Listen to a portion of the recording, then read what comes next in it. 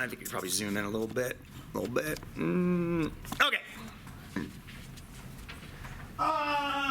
So I put it at the top in case you forgot. Oh, Minnie's here! Yay! Here you go. Thanks for braving the elements. Thank you. Barely made it. Glad you did. So, just a reminder of Monty Hall, making sure that you remember how the game worked. It was the 3 doors, lollipops, fun was had by all. And what I did was I collected y'all's stats and also the other classes and just mashed them all together into one little table here. So 8 switched and won, 9 switched and lost, and so forth.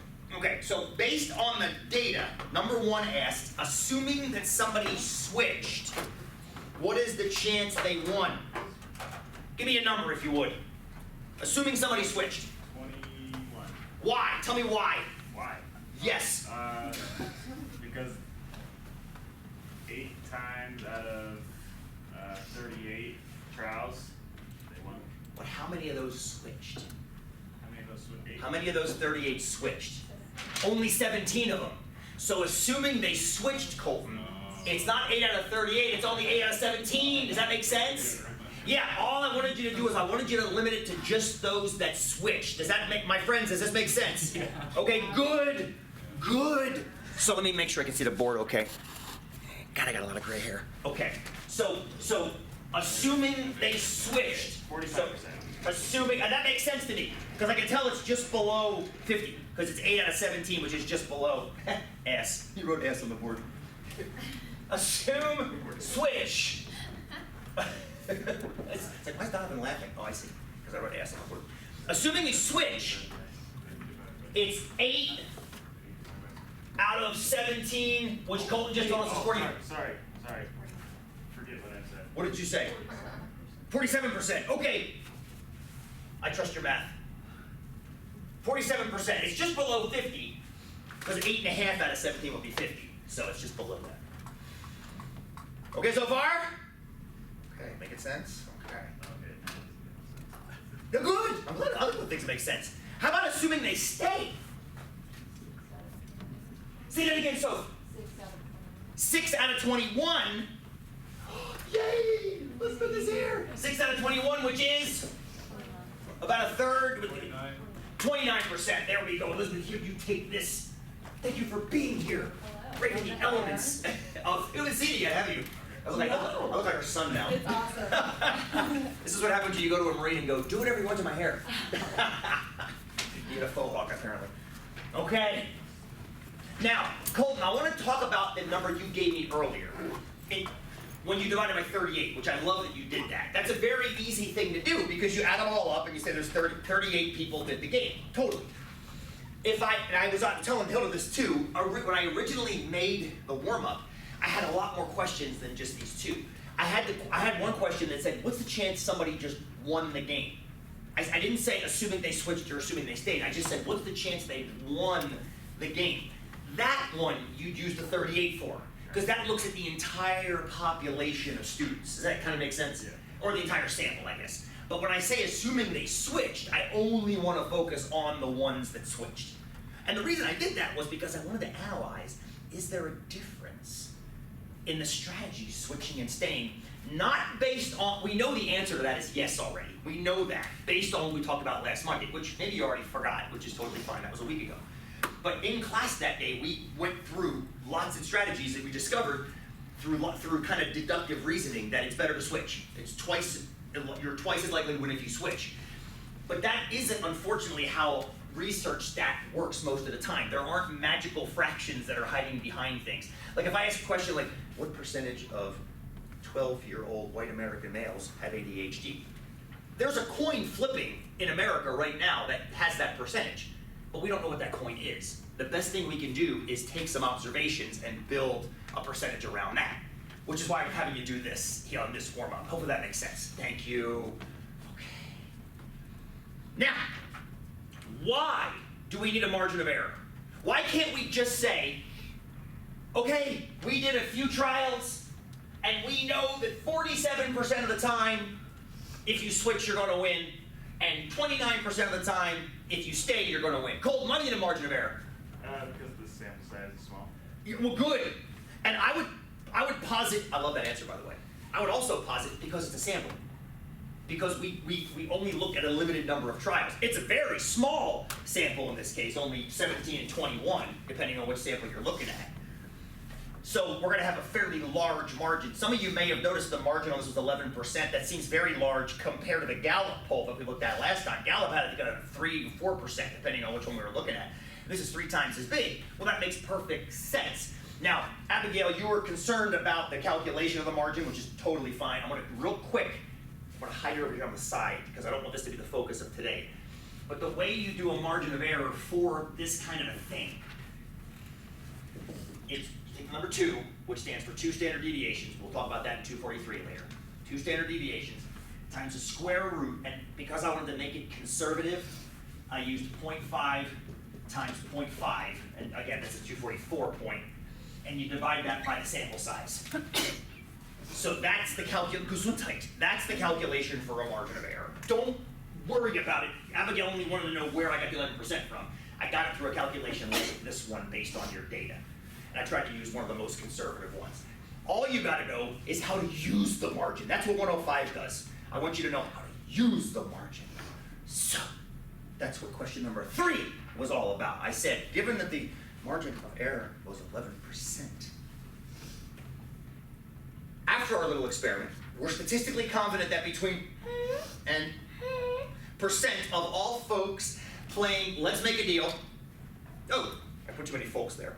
Percent of all folks playing Let's Make a Deal would win if they switched. So how do you put, how do you fill those 2 spaces, those first? Plus or minus 11%. Thank you. You gotta take your percentage you've got and then add and subtract 11% from that percentage. So I'm gonna start with this 47% right here. And I'm going to add and subtract that margin of error, plus or minus 11% to it. So like, remember this from, God, I think it was like a week ago, maybe a week and a half ago now. I'm trying to fuse what we did then now, because that's what we have to do. We can't trust this by itself because it's only based on 17 observations. We have to control for that with a wiggle. So if I subtract 11%, that goes down to what, 38%?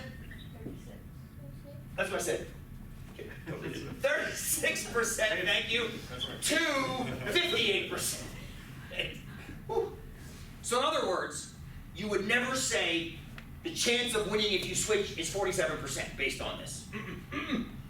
You'd say, I'm statistically confident, which has its own meaning, which you'll study in stat classes.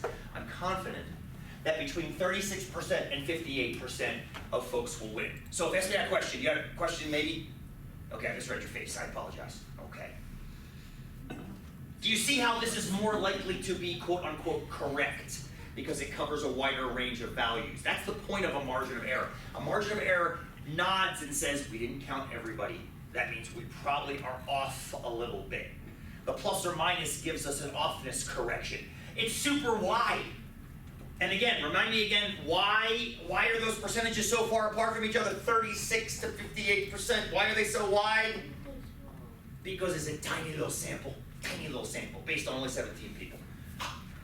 Okay, ready for the next one? Let's do it for the stayers. Let's do it. 29% plus or minus 11%. Yes. Yes. Let's see if I can do this subtraction without so-so. 18 to 40. Whew.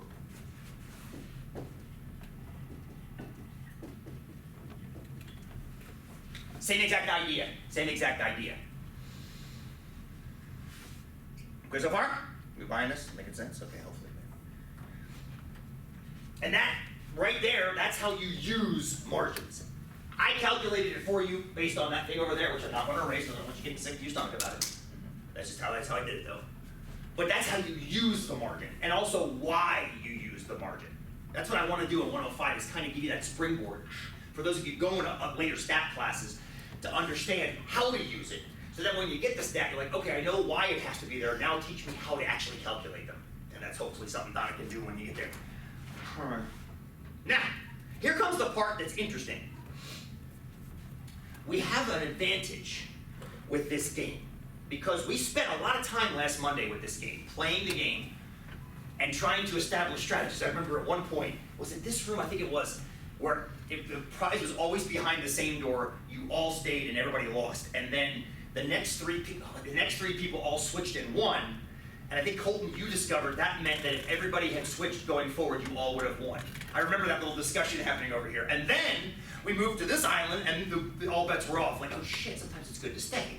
So we had this wonderful, like, rich discussion of like, what should we do? Is it advantageous to switch or stay? And based on those, it's kind of hard to see. I mean, that's really low, and that's really close to 50-50. So we kind of ripped it apart and analyzed, and we discovered that it is better to switch. As a matter of fact, if you switch, you will win 2/3 of the time. Does anybody remember? Can anybody give me a quick synopsis of why, if you switch, you'll win 2/3 of the time? Now, it's only 2/3 of the time, not 100% of the time. You can still lose, but why is it anybody remember a simple explanation as to why it's 2/3? Because your first choice, you have a 1 in 3 chance of picking the right answers. And So if you stay with that door, you're only going to be right 1 in 3 times. What's the opposite of staying with your door? Switching. So if you're only staying and winning 1/3 of the time, that means if you switch, you have to win the other 2/3, which is tricky. It took us about an hour to kind of make peace with that. And Elena's like, oh, that doesn't make any sense at all. It's totally fine. It was really like we got into it and looked at it like 5 or 6 different ways. But the idea is, we proved mathematically that if you switch, you will win 2/3 of the time. And if you stay, you will win 1/3 of the time. Now, that doesn't mean that out of every 3 people, 2 will win if they switch. We saw that earlier. But it's a long run average. And that's what I want to come back to today, is the idea of probability as a long run average. We'll get to that later. And we'll get back to that later. Okay. Next question. Definitely a 243, 244 kind of question. Are those percentages contained in the confidence intervals? For example, in the switch interval, it goes from 36% to 58%. The percentage that should go with switch is 2/3. Is the fraction 2/3 in that interval? You have to change 2/3 to a percent to be able to see. Abigail, you say? 66. It's 66%. So is it in the interval? No. No! The entire interval is below 2/3. So for the switchers, you would circle no. How about the stayers? Is there 1/3 in the interval? Yes, it is. It's right there. So what Math 244 would do, I'm going to give you a little bit of a heads up for the extra credit now. We're all going to answer the extra credit together because I want y'all to get this extra point, because you braved the elements to get out here today. I might even give you 2. Let's look at the stayers first. 1/3's in there. What a Math 244 student / researcher would then say is, there is no statistical difference based on how the stayers performed, because the 1/3 is contained in the interval. In order for there to be a difference, when you read statistical articles like psychological articles, and they say, oh, we found a link between blah and blah, this is actually blah, less or greater. What they've found is, they've got some fraction that they've been studying for years, and they know the value of it, and then they do a new study and form an interval, and the interval is somewhere over here, and the fraction is either over here or over here. When the fraction is not in the interval is said to be evidence of a change. Does that kind of make sense? For example, the behavior of these students falls in line with 1/3 because 1/3 is in the interval. If these students were behaving differently, the 1/3 would not be inside. If it were on the left side of the interval, if it were below, that means these students were winning more than they should have been winning. And if the 1/3 were over here, that means they should be winning less. You know what? Hang on a second. I'm seeing a couple nods, but I'm seeing a lot of confused faces. I'm gonna draw a picture, if I may. We're gonna draw a number line. This might help. I used an aquarium analogy last, oh, hang on a second, let me move the camera.